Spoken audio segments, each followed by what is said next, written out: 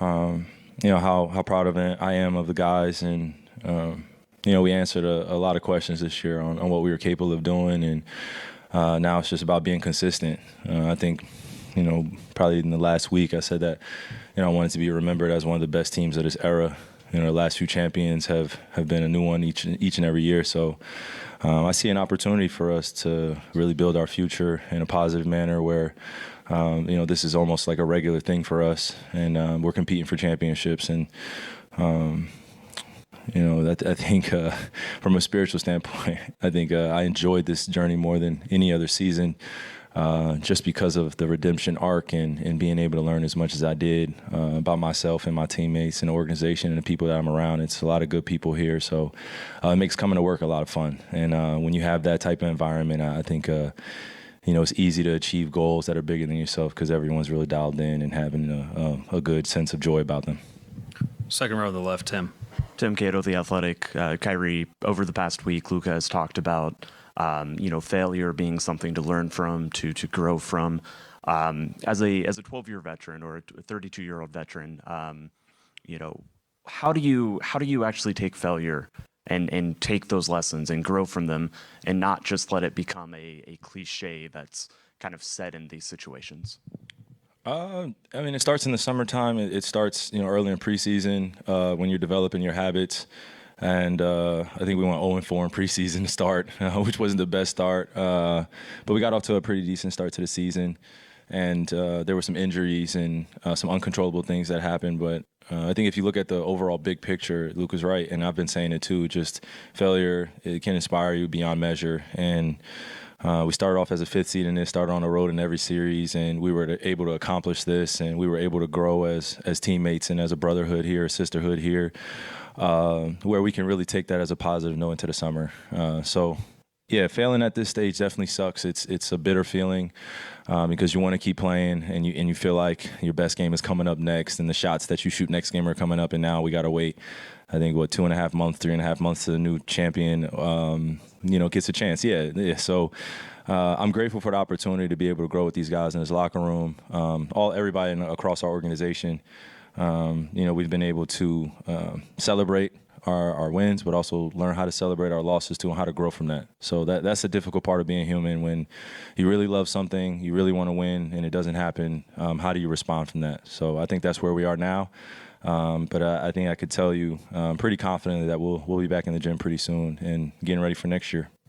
On the right, Tim. Tim McMahon, ESPN. Before you checked out for the last time, you hug a lot of your old teammates, the other guys on the Celtics.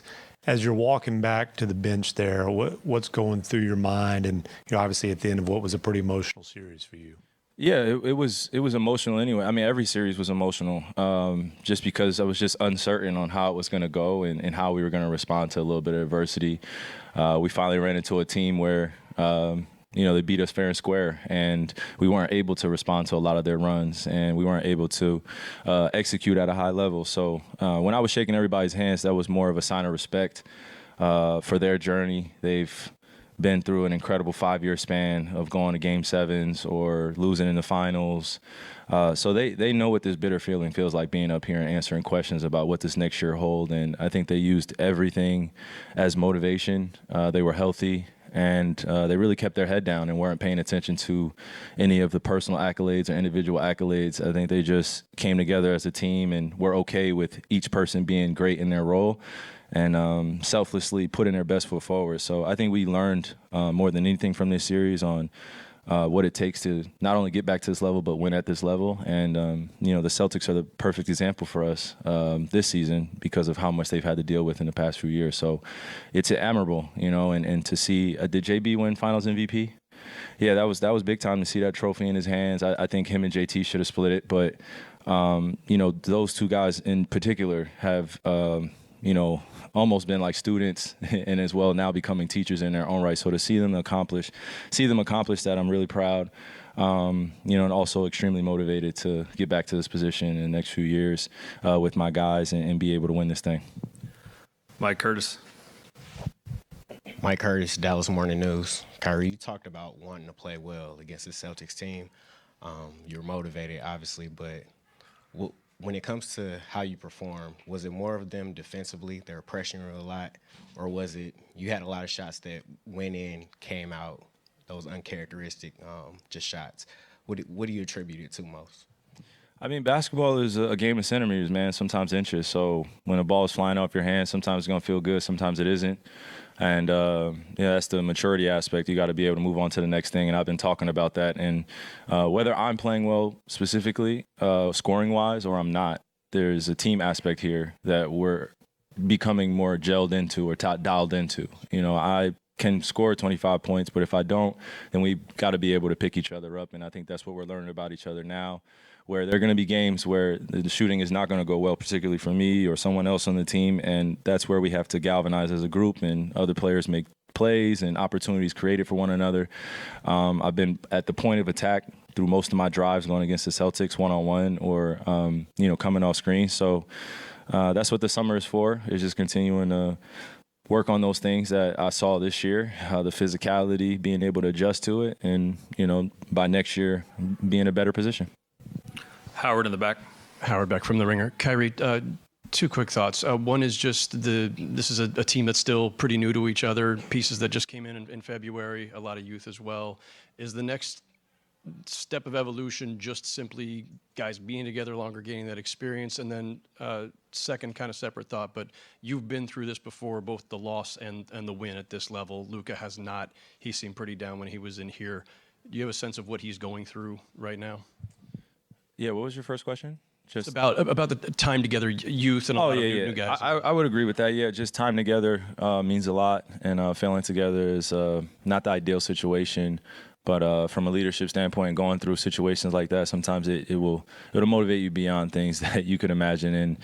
And when I was a little bit younger and I was injured in 2015 and we lost, it was a team loss. It wasn't just I was injured and we could have done this or that. So that went on my finals record. I was 0-1. And then the next year we came back and won in a 3-1 comeback. And then the following year we lost against the Warriors, and I haven't been back since. So, I look at it as, opportunity for us to observe what we did well this year as a group, and how me and Luka could be better as the leaders of the team, few of the leaders on the team, and really just enjoy, the ups and downs of what's coming, because now we know what to expect. So this past year was a lot of newness. It was a lot of people being in new positions in terms of just the success. Success could be new for a lot of people too, but when you fail at the finals, it's not something that you want to carry the disappointment forever or on to next season. We worked extremely hard to be one of the final two teams. We didn't achieve our goal, but we achieved most of our goals. So this is just the last step that we have to get back to, and we know it's not going to be easy. We're going to go against a lot of young teams that are emerging, but we're going to get better as well, and I think this experience will carry us forth. In the following series that we play next year, God willing, we make it back to the playoffs and get the chance to play our best basketball. Last question, fourth row on the right. Kyrie Irving with Clutch Points. You were here when Jalen started his career here with Tatum as well. When they're going through, what they're going through, playoff failures and all that, everyone's saying break them up. Can they do it? Just how have you seen them grow from day one when you were here all the way to who they are now? Well, they don't really care if one's better than the other, considered, and they just want to win. Yeah, I mean, it's easy to get to that point when you have no other choice but to look at your partner or your teammates and say that we're going to do this and we're going to accomplish it no matter what anyone says. The hardest thing, I would say one of the most difficult things, not the hardest thing, but one of the most difficult things in this industry is, as I've been in for 12 years, is dealing with a lot of the relationship with, sort of say social media or fans and media, and then us as players, and wanting to achieve a golden legacy, sort of say. Everybody looks at MJ as the prototypical guy. He was 6-0. Then you go down the list to Bill Russell and other great guys that have come through this league. I can name a myriad of names, but for those guys in particular, I think they have had the same trajectory or career path as some of the greatest to play the game, where they've lost early in their career and now they're at the top of the mountain because they've earned their way there and they've been able to learn. So, again, I'm nothing short of proud of those guys, but I think this was a message to my teammates as well, that when we get this opportunity, God willing, we get this opportunity again, we work hard. it's going to be more than just our talent that's going to get us over the edge, and it's going to be more than just somebody scoring 30. It's going to be. It's going to take more than just scoring. It's going to take everything from you, and that's what makes this thing beautiful too. Is when you get to the top of that mountain, how do you stay motivated there? And now that they're there, I think those are